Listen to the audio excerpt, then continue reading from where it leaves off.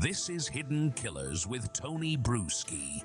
Today we are diving headfirst in one of the world's most controversial legal mysteries of the last decade. And, so supposedly we just solved it. I don't know how we solved it, but it's been solved. Jeffrey Epstein, the client list. For years, this has been referenced in headlines, courtrooms, conspiracy circles alike, government agencies talking it. Basically, everybody stating it's there. It exists in some way, shape, or form. Believed by many to hold the names of powerful individuals tied to Epstein's trafficking network. But now, in that stunning, magical twist, the U.S. government says it never existed. Was it ever real? Was it buried? Or was it public fed a myth? Joining us to break it all down is defense attorney and former prosecutor Eric Faddis, bringing his legal insight into what's fact, what's fiction, and what the justice system may never want us to see. Eric, let's start here. Now the government's claiming no Epstein list, the client list doesn't exist, never happened. Is it legally plausible that this thing truly never existed? It's a little hard to say whether Epstein had sort of created his own list, some sort of little black book that he had that the government got. That is, of course, disputed. Whether the government received information and created their own list, sort of synthesized evidence from different investigations and put together something for themselves. That is also disputed. But it seems unusual that just no one would know any other participants or players in this sort of decades-long sex trafficking ring. Well, I think we need to define, what is the list? That's I think a big thing too. Is the list some lists that he had in a black book of taking notes of all of the people? Is it just names of people that were in his black book? Is it a flight log of people coming to and from the island and how long they were there? Is it literally a blackmail list of so-and-so was with so-and-so and so-and-so and their pet golden retriever, which makes it really freaky and weird, list that he can then go off on people with? When you hear the list, how have you always interpreted? In my experience, a criminal who is engaging in decades-long criminal activity like sex trafficking, they're not necessarily going to have like a handwritten list on some paper at home that says, hey, person number one is this guy, person number two is this gal. That seems pretty unusual. I doubt that it exists in that kind of a form. That being said, throughout the numerous investigations and court cases involving Jeffrey Epstein and affiliates, Ghislaine, Maxwell, namely as one of them, the government certainly received information about alleged other participants and possibly accomplices. And so in my appraisal, that's more what the list could be, is sort of the government's synthesis of different evidence and who was involved allegedly in these misdeeds. Yeah, I hear you there. I've always taken it as like a flight log. So look, we know that exists. There's no disputing a flight log exists. Why don't we have that? If this is the list to go to that's how I thought of the list as, is like, okay, well, who was on the plane? Were they there for like a day? Were they there for a week? I think that would be very telling as to what went on, now that we know what went on that island. But I guess, is the government playing loose with the words here, really, of just like, the list? Oh, you meant that list. This other list. And oh, we thought you meant that. Like, I don't know, because this seems a little bizarre because they're not even defining what the list even is exactly. Yeah, when certain politicians and administrations want to use it to their benefit, they're all gung-ho about talking about the list. But then when they're pressed on it, the details are kind of scarce. What I think is that there are flight logs, there are certainly texts, emails, different communications. And my apprehension is the government put that together and said, hey, here's sort of a master document that discusses Jeffrey Epstein and everything that went on and other folks involved, and incorporates like a flight list, text messages, emails, witness testimony, that kind of thing. And I'm not aware of any law that would prevent the government from disclosing that. It's why would they not want to disclose it, I think, is the bigger question, and why we're all sitting here wondering what is going on. I mean, could this list have been sealed under protective order or a grand jury secrecy? I mean, and even if so, I mean, it would still exist, but would the government have to recognize its existence if that were the case? I'm not aware of any legal requirement Yeah. for the government to tell the truth, and they sometimes don't. Even if it was sort of under seal or under protective order, that wouldn't be forever. It wouldn't Mhm. be indefinite, and it wouldn't give the government grounds to say it actually doesn't exist. I think if the government was being truthful, they would have to say, "Hey, it does exist, but it is under sort of a protective order." But that wouldn't exist forever. There's no legal mechanism by which you can say, "Hey, keep this a secret forever." Well, completely. And depending on what kind of log or list this is and who's on it is going to play a big part in if it ever actually comes out. What sort of incentive does the government have to even put this thing out, especially if it has a lot of people's names on it? I mean, obviously there's the let's protect people that have been abused, but Epstein's dead. Um, and you just have a list of people who came and went from that island. And, unless you got proof of something they did, it's like going to a Diddy party. I mean, it's just like, yeah, I was there. There's pictures, but you can't prove I did anything. I mean, is this really almost like that, but with less evidence? Yeah, that's kind of my take on it as well. And in terms of incentives, uh, governmental transparency, a lot of politicians have campaigned on this and in fact said, "Hey, we're going to give transparency to the people." Kash Patel, director of the FBI, had talked about that even in his judicial confirmation hearings or Senate confirmation hearings. And so, there's a transparency issue, but there's also, we want to protect alleged victims and such, but I think that could be done while still disclosing some information in which the public has an interest. Yeah, I mean, I don't honestly know. I mean, how much the government is truly interested in protecting any of the victims in this. I mean, considering looking at what we've seen, Miss Guffrey the other day died, and that could have. There was a lot of factors, supposedly at play there, but it's another person who had information, who was very outspoken, who disappeared, or didn't really was kind of went off into her own world and seemingly had a very hard time doing that. So I don't know how much, obviously on the surface, that's what the public would like. But when it comes to protecting all of these human beings who have so much power, who may have been involved in this, that's a scary prospect of what's the bigger importance here in terms of continuity, maybe, of government. How does a prosecutor decide whether to charge the powerful third parties in this? I mean, the DOJ said no uncharged individuals had sufficient evidence against them. I mean, that's obviously for them to judge, but if the public ever saw a list of the evidence there, that may be up for argument. Yeah, I question the government's representation on that.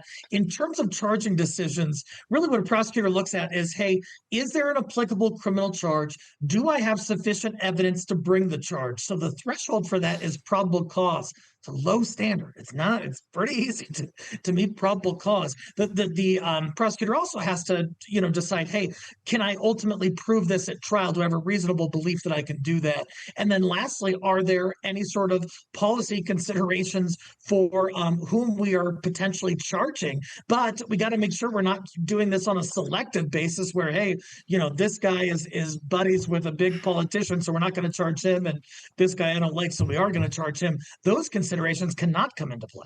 Is that what makes should this? not. I mean, well, should not, sure, but is that what makes this maybe so difficult? Of if you started picking and choosing who you're going to charge on this thing, the public's going to. Oh, what's the whole damn list? You can't just say, well, this one's on there, but no, we can't tell you who else is, because that gets to be very, very cherry picking. I mean, they shouldn't do that. They can't technically do that, but they sure would do that, I would imagine. But maybe it's easier just to say there is no list, so they don't have to deal with that. Who else is on this thing? Fiasco that would ensue. Do you think? Oh yeah, no, I definitely think that at this point, the administration is trying to kind of keep it quiet. You know, Pam Bondi, the Attorney General, came in guns ablaze, and she said, "Hey, we're going to be transparent. This is Epstein release one," and she released these binders to these influencers, and lo and behold, it was pretty underwhelming. It was a lot of stuff that the public already had. In fact, almost all of it had already been publicly disclosed. And so now they've done an about face where they're kind of like saying, "Hey, there's no list. There's not really much else we're going to give you." And so, what's the reason for that 180? Well, and what's the reason too? I mean, I found it very interesting where they've been talking about this list forever, and they were all so proud. And the one made the cover sheet and then put a bunch of blank pages behind it. Look, we all have a list, and there was no list that they were holding up for everyone. But the fact that they were talking about having a list, we got the list, it's on my desk, the list, and now they're walking it back. And look, I'm not being political here, but then you have Trump jumping in that cabinet room conversation going, "You guys are still asking about Jeffrey Epstein?" Like, of course people are. That's so old news. Like, yeah, because you're on the fucking list. And you have Elon Musk saying he's on the list. You know, their former, the former buddies there. And yeah, I mean, it seems very convenient. This damn thing is just suddenly poof up in smoke and never existed. Seems like kind of a crazy thing to say. I think I might stick with I'm just not going to release it. But for it to be non-existent, I mean, are we going to see somebody? Is this going to come back up? What's going to happen from here? Are people going to dig? Can anyone reveal the existence of this list? If it happens, I think it would probably have to be someone who is on the inside or formerly on the inside. And so, as you mentioned, Elon Musk claims to have some kind of knowledge about additional information regarding the Jeffrey Epstein investigation that has not been disclosed and that has been arguably, according to some, withheld by the government. And so, there has to be more information that has been disclosed. I've reviewed what's been disclosed, and just in criminal investigations, we're talking about federal resources. We're talking about more money than God. All these investigators. There's got to be witness statements. There's got to be photos, interviews, perhaps video.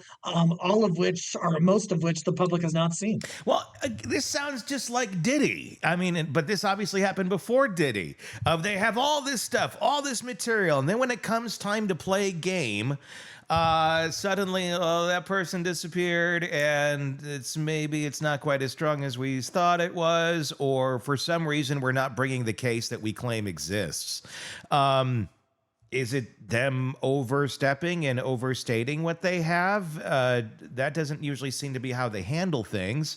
They usually are going to state if they have it, they're going to come in with it, but now that doesn't exist. I mean, it doesn't make a whole lot of sense in terms of that case or this case. When push came to shove, it seemed a lot of people are being protected here. And that's what I'm wondering about. There was a 2008 non-prosecution agreement, a shield of sorts for co-conspirators. Is that a shield for co-conspirators? Essentially, Epstein's original plea deal gave immunity to any potential co-conspirators. I don't know how strong that is or how ironclad that would be, but could that effectively have really ended efforts to prosecute others? So even if there is a list, what does it matter if that was part of the Epstein deal? It does appear that there were measures taken to shield not only Epstein, but also some of his alleged affiliates. But there is the dual sovereignty doctrine saying that both the federal government and local jurisdictions, including state, including potentially municipal jurisdictions, can still look into matters, can still conduct investigations, they'll bring charges even when one of those entities has provided immunity. And so that wouldn't prevent other governmental entities, law enforcement entities, from doing investigations. And I'll note, Tony, that usually when we're talking about sex assault, especially sex assault on a minor, there are not statute of limitations issues that come into play with that, at least in most jurisdictions. So it's not like it's too old to look into. It can still be looked into, and there's a question on everyone's mind as to why it's not. Exactly, because there's some pretty big names on there. Virginia Guffey, she's the one who just died. She named Prince Andrew, Alan Dershowitz. It's powerful testimony, but not always enough for a conviction. I mean, what sort of corroboration would be needed to move victim testimony from allegation to prosecution on, some of these people? I mean, Dershowitz is still out there, and the allegation has been there forever. He, of course, has denied it. And there's a lot of other people out there who have accusations against them, too, never, ever been charged. But if you got someone saying, look, the logs, the records of them being there just don't exist, even though they do, you're going against the government on that one. And I don't know how you're going to really get anywhere at that point. Yeah, Tony, sometimes the tragedy with sex assault cases is that it happens behind closed doors and the perpetrators have taken measures to conceal what happened. And so just an alleged victim's statement that was some sexual misconduct is probably not enough.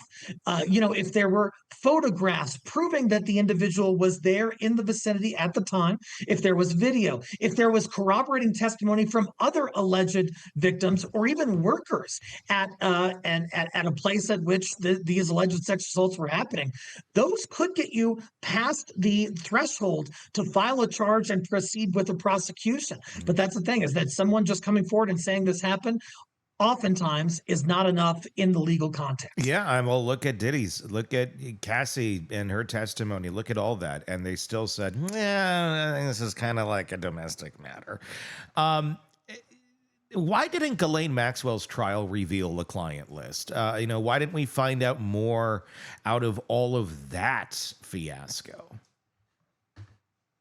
I think that was by design. That's just my opinion. Yeah. But in such a trial, it would make sense to bolster one's case to be able to show, hey, Ghislaine Maxwell, you facilitated sex assault on a minor, and you did it with these people, with person one, with person two, with person three, with person four, and we have evidence regarding that. We have documentary evidence, witness testimony, that kind of thing. That would be a strong way to present that case. That's not really how it was presented. It was presented in the parameters, the scope of the presentation was rather limited, rather narrow. And again, the question is why? Is it to protect these rich and powerful people? And if so, what's the incentive behind protecting them? Why should we be doing that? Well, exactly. Why? I mean, and I don't know if it just means that I think the fear a lot of people have is, well, a lot of people in super high places were involved in this. I guess my question today is, is anyone going to be surprised? I mean, is this, if we found out tomorrow there's this huge list of names of people, big people, and on both sides, I'm not just going to say it's all Republican or all Democrat or whatever. Let's say the president's on it. Let's say a bunch of Democrats are on it, like high rank, like just across the board, tons of people. At this day and age, are we going to be shocked? I mean, is it going to be the shock that it would have been 10 years ago? 10, 15 years ago, 20 years ago. Today, if it happens, are people going to resign? Are people just going to deny it and move on? Because that seems to be what a lot of people do, especially when you don't really have, you're not going to have video, you're not going to have pictures, you're going to have text on a page. And all people have to do is say, well, that's not real, that's fake, that's false, and we move on. At the end of the day, if we do get this list, is anyone ever going to be satisfied with it being legitimate? It's a great question. I think in our modern day and age, that folks would not be overly surprised to see what you've been describing. And then, for the government, if they were to disclose such information, there'd be a lot of pressure on them then to, hey, do we go after, let's say there are, 20 high-level politicians, entertainers, whatever, just hypothetically. Then there's a lot of pressure to prosecute or to take some legal action against these folks.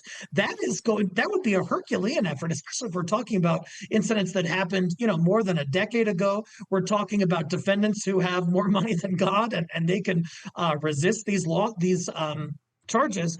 And so I wonder if the government just said, gosh, if we release this, our next step is going to be so difficult and problematic and perhaps unsuccessful, that we don't want to go down towards the end of that road. We just don't want to start on that path by releasing this list.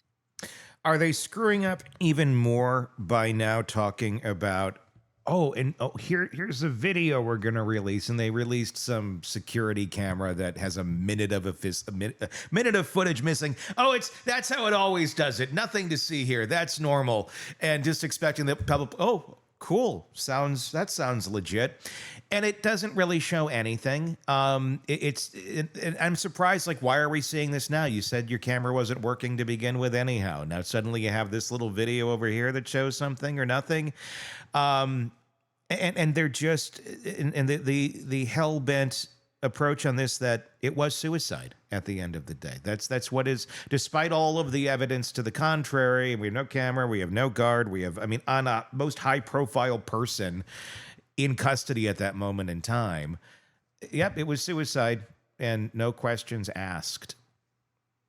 They have a very big credibility problem right now. Or do we have a very big conspiracy problem in our public where we are far more apt to not believe things that we just feel are kind of ridiculous considering the circumstances? Or is it a credibility? What's your thought? Because I guess it really could go either way. Tony, I think we've got both of those problems. I think for one, with the advent of social media and sort of online investigators, some of whom are pretty darn savvy, I think a lot of folks aren't taking things at face value anymore, and they're looking into it for themselves. And so that's driving this. On top of that, perhaps the government just doesn't have all of the stuff that they or the public thinks they might have. And, I think that's fueled a little bit by the government's sensationalism in the beginning, saying, hey, we're going to be transparent. We're going to show you, we're going to get to the bottom of all this corruption. Yeah. And then lo and behold, they might not have it. And the public's saying, hey, what the heck? We want to see this. And now their ears are perked too, and their expectations are unmet. That's what I wonder about some of this. And in no way am I trying to downplay Epstein or Diddy or anything like that. But I do wonder if the sensationalism, if we in our minds as a public get this appetite and this image of, wow, this is going to be super, super crazy. And then at the end of the day, it's not good, but it's not, it's not to the level that everybody thinks it is. And I don't know how that could be in this case, considering all of the people who've come forward and all of the disturbing stories of Epstein, that it couldn't be to that level. But is this somewhat of an overblown case where we are expecting more than actually exists, and now we're just not getting it because it's not out there, or because we're getting too close to the center of the flame, right, where the gas is coming out and it's super, super hot? I think the Diddy case is a decent analog for this issue. When that case began, there was all this hype that the prosecutor did a press release. There was sensationalism. We had the expectation there'd be like Caligula-esque, Roman orgies with, sex slaves and drugs and guns and all this stuff. And then when we got to the case, it was the federal case. It was a handful of threesomes, which were not at all what we expected. And so I think that there is sort of this driver in the media, in politics, and in society in general that are hyping up our expectations when the reality might be a little less shiny. A little more tame than maybe expected. Or, like I said, maybe we're getting too close to the flame. And I wonder if these two cases are different, Diddy and Epstein. If one was more overhyped than reality is, and if one is the sun and no one can get close enough to it to truly tell what the hell actually happened on that Jeffrey Epstein island all those years ago. Craving non-stop true crime updates? Press subscribe now and get the latest cases, analysis, and expert commentary delivered straight to your feed. Only from the Hidden Killers podcast and True Crime Today.